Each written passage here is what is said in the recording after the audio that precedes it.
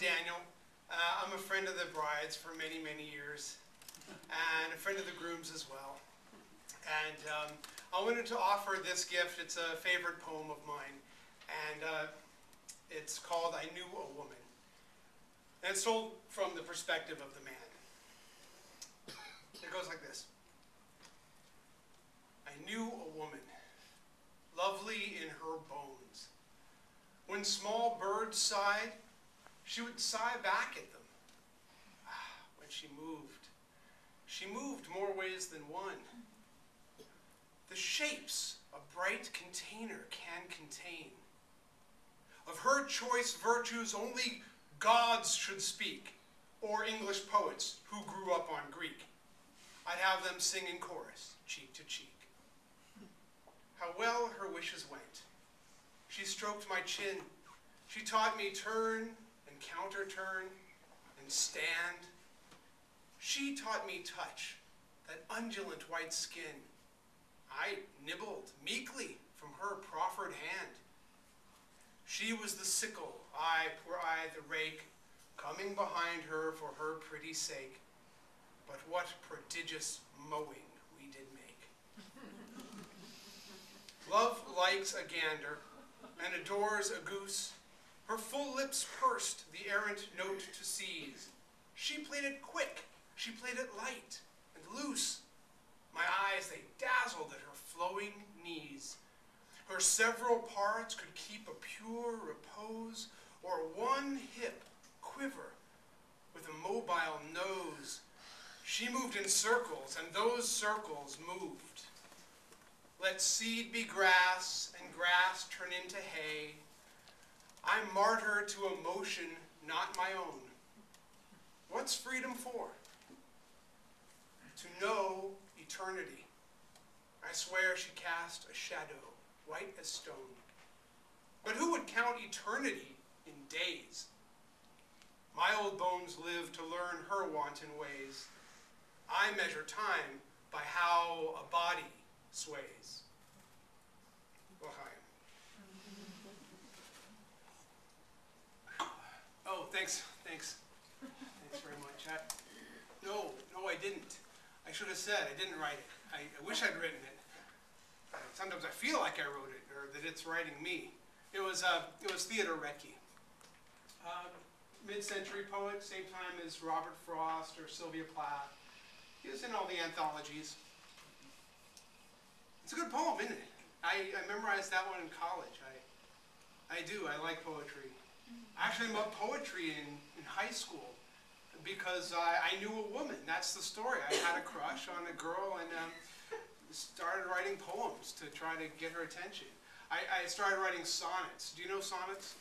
I tried to write Petrarchan sonnets. So, I mean, if you know sonnets, it's a 14-line poem form. So you get 14 lines, and all the classical poets have their own rhyme patterns, like Shakespeare had one, and Spenser had one, and Marlowe. And Petrarch was an Italian poet. And not only did he have his own rhyme scheme, well, most sonnets are written about love, but Petrarchan sonnets are written about unrequited love. So he wrote all of his sonnets to the unattainable Laura, and my Laura was named Tina. So I wrote a bunch of sonnets to her and actually handed them in, and they were read in class. But it's okay because I changed the names in the poem. So I was going by Dan at the time, so I changed the character's name to Dean. And I changed Tina to Tanya. So it was really embarrassing. And it was unrequited until I got to college, and that's where we met. So. Jennifer? No, I met her in the Bay Area. I met the poem, I Knew a Woman by Theodore Roethke. I met that in college. And I met Stephanie, too. I think that's why it stuck. She fit the bill. She was lovely in her bones. And when small birds sighed, she would literally sigh back at them. It was very hard to get to class because there were a lot of birds on campus.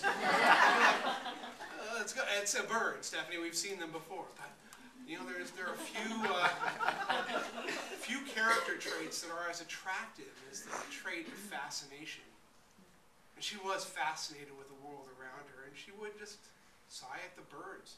And when she moved more ways than one. I remember one night a bunch of us in humanities freshman humanities class got together and went to the park to go dance in the park. And the radio ran out of batteries, but it didn't matter to her. She kept moving her hips and rolling her shoulders and kind of twisting her wrists like Kali. I mean, literally moving more ways than one. And moving, you know, the emotions, moving my emotions, certainly. Moving the emotions of a lot of people. But see, that's the thing about that poem, is every word means more than one thing. She moved and she moved. And then it comes to that line, the shapes a bright container can contain. It's like, what an expression of wonder. With a person, they just seem to contain so many surprises, like Jennifer's like that. Like every time you see her, there's something new inside her, or a poem can be a bright container with all these amazing shapes in it. I imagine it's like a toddler looking in a mobile, and you're just kind of fascinated for hours. And then the poem goes from that sublime moment, just really from the sublime to the ridiculous. Yeah, all right. Oh, do you have decaf? When you get to it, that's fine. No. When you get around to it, thanks. I'm gonna get something from the bar. Would you like anything?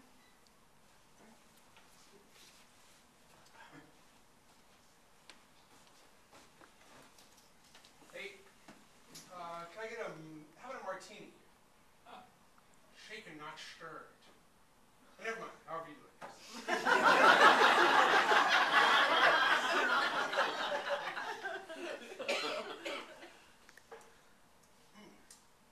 Fine, that's good. Oh, thanks. No, it was Theodore Roethke. I didn't write that. Yeah, she is beautiful, isn't she? She looks great. I don't remember when I've seen her this happy. Actually, not true. She's happy a lot. The shapes a bright container can contain. You know, that's from that poem. I was just talking to some people over there about it. You know, and then it goes from that moment to this whole, like, a kind of a throwaway line. It's a joke. He says, the shapes a bright container can contain, with an exclamation point, which is rare in a poem. And then he says, of her choice virtues, only gods should speak. Which is a total goof. It's a goof. Like, it's a throwaway line. He's not talking about virtues. And it's almost like a self-deprecating humor, like he's trying to write this honest poem and then kind of backpedals to say only gods should speak. And then he says, or English poets who grew up on Greek, which I take as a jab at T.S. Eliot and Ezra Pound. Or actually American poets, but expatriates to England. But you know, those were the poets that were huge in the poetic tradition before Roethke. And they wrote these really dense poems with all these references, Pound especially. If you read the cantos of Pound, you need a separate book just to decode the poem, because it's full of all this stuff. And, you know, Roethke just trying to do a poem that you can kind of get and appreciate about the physical world, about love and life and death, you know, all in a sweet little piece. I think he's really teasing that. And then winds up the whole stanza with this ridiculous image of the gods and the English poets dancing cheek to cheek. I love that. And it's a pop culture reference, because Cheek to Cheek was a popular song. I mean, a popular song in Roethke's day, you know. Heaven, I'm in heaven, and my heart beats so that I can barely speak, and I seem to find the happiness I seek when we're out together, dancing cheek to cheek. Oh, thanks. It's a good drink. That's a good martini. Dean Martin. Oh, they're going to cut the cake. We should go over there.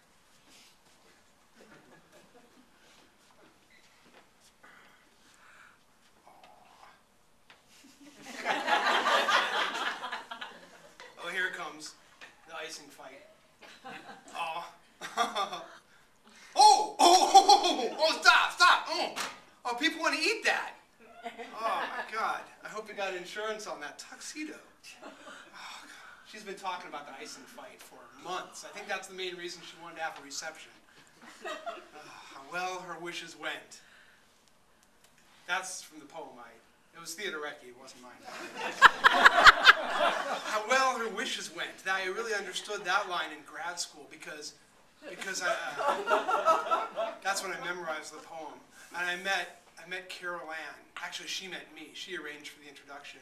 And all this time I'd been spending trying to get close to women, get into their pants, and well, just chasing women. And she was the first one that kind of came up to me and said, "Okay, you're my boyfriend now, and this is how it's going to be."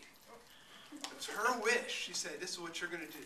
This is what we're going to do, and this is how it's going to be." And that was the first time I realized that women had this amazing power to wish and to manifest or womanifest like that. And she taught me. She taught me turn and counter-turn and stand. She taught me touch. And I nibbled meekly from her proffered hand. I did. I mean, what else could I do? She was in such control. She had her shit together, and I was just, whatever you say. And she taught me turn and counter-turn. Those are the moves of a conversation, the turn of a conversation and the counter-turn, and also the moves of a dance, the turn and the counter-turn, like moving more ways than one. And also the moves of a poem. There's a thing in a poem called a turn. It's in every sonnet. It's when the theme changes. It's in haiku too. And then she taught me stand too, which I take as, well, one reason is she taught me how to take a stand for myself, because her wishes were so strong I had to be firm sometimes. Well, sometimes. But she also taught me stand as in swing. I mean, it's a double entendre in that way. When I think of stand, plus, I think of that when I think of Carol Ann, because she was very attractive. Plus, we saw Wayne's World. That was one of our first dates. That's the movie that was from. Wayne, remember? Wayne's World, Wayne's Maybe a third time, and she taught me touch. Oh, wow, she taught me touch. That might be too much information. She was amazing that way. And she was, the poem gets at that difference between women and men, that power that women have just to make something happen. In that image of she was the sickle, poor I, the rake. The sickle is the worker, the thing that threshes the wheat that goes in front, and the rake just sort of following along, gathering it all up, doing the easy kind of work. But the sickle also the symbol of death, right? Death has the scythe, the sickle. And it makes me think of how men especially joke about weddings as being a sort of symbolic death. Like, oh, nice knowing you, buddy. See you around. And then the rake just being sort of the indolent male figure, and also rake being another word for libertine. Another word for a gigolo is a rake. So there's death and there's the rake. There's the commitment for life, the till death do us part, and then there's the kind of person, the man who feels trapped sometimes. But I like that this poem also suggests the power of the man too. It's not just that he's indolent, but also he's willing to bring his energy and his enthusiasm to the task at hand, especially when the task at hand is prodigious mowing, coming behind her for her pretty sake,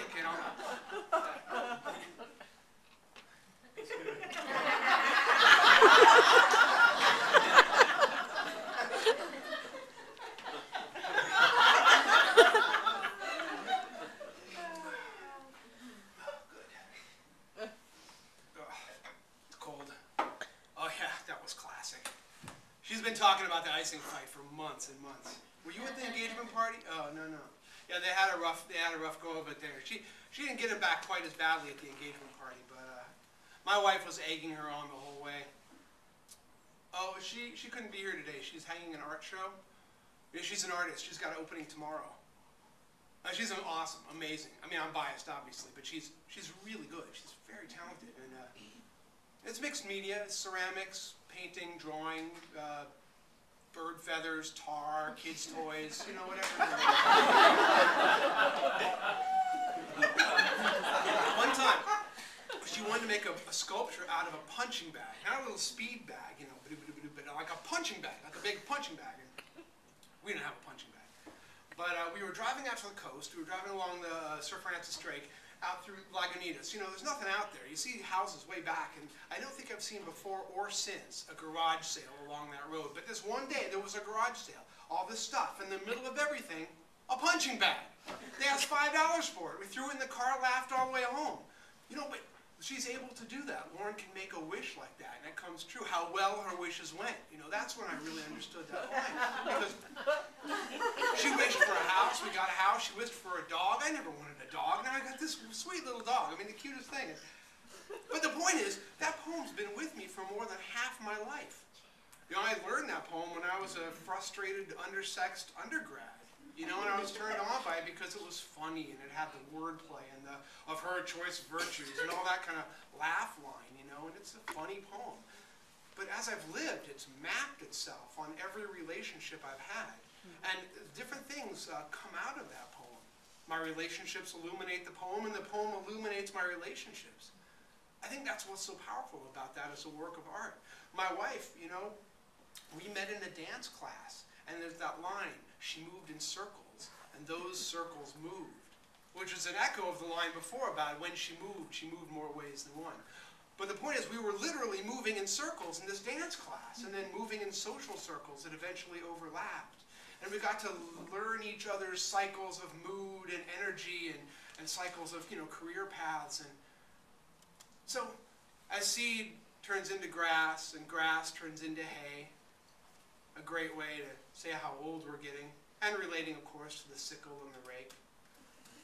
We are martyrs to motions that aren't our own. I mean, we don't have control of the spinning of the planets. We just keep getting older and the seasons change. And, you know, this collection of cells that decide to call itself me, they just keep doing what they're doing. I don't have any control over it. But it's kind of amazing to think that in that context, freedom, the poem asks, what's freedom for? And it's to know eternity, to know that we're part of something that preceded us and that will last far after we're gone. You know, it's not just this love that I have for my wife or all the girlfriends I've had, but it goes back 50 years to Roethke's poem and back to the beginning of human desire or animal desire, one for the other. And a poem like this is part of the arc of the whole human soul's desire to express itself and be heard across time and through space. It's kind of amazing. When you think about time in that aspect, of course you don't measure it in days and weeks and months. Those are just the grid lines. We measure it by weddings, you know, and bar mitzvahs and even the small moments, just like a meal with a spouse or a walk with a good friend. You can measure time by dance steps. Measure time by your heartbeat, or the really good kung fu movies you've seen. I've seen about 6. Really? All right, well, here it is then. I knew a woman, lovely in her bones. When small birds sighed, she would sigh back at them. When she moved more ways than one. The shapes a bright container can contain. Of her choice virtues only gods should speak. English poets who grew up on Greek, I'd have them sing in chorus, cheek to cheek. How well her wishes went. She stroked my chin. She taught me turn and counter-turn and stand. She taught me touch, that undulant white skin. I nibbled meekly from her proffered hand. She was the sickle, I, poor I, the rake, coming behind her for her pretty sake. But what prodigious mowing we did make. Love likes a gander and adores a goose. Her full lips pursed the errant note to seize. She played it quick, she played it light and loose. My eyes, they dazzled at her flowing knees.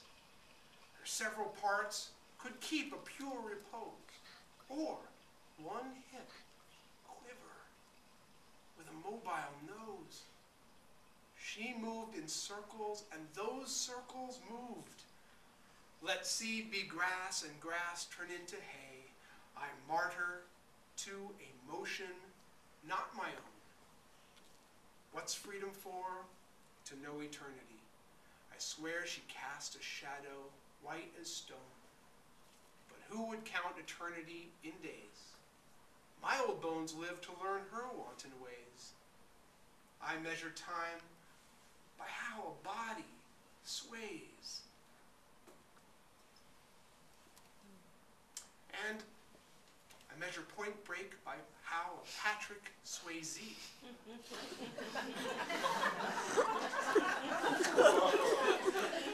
I apologize. I'm starting to sway myself, so I better go find a ride. I don't want to get stranded here. It's really good talking with you. I'm gonna leave that.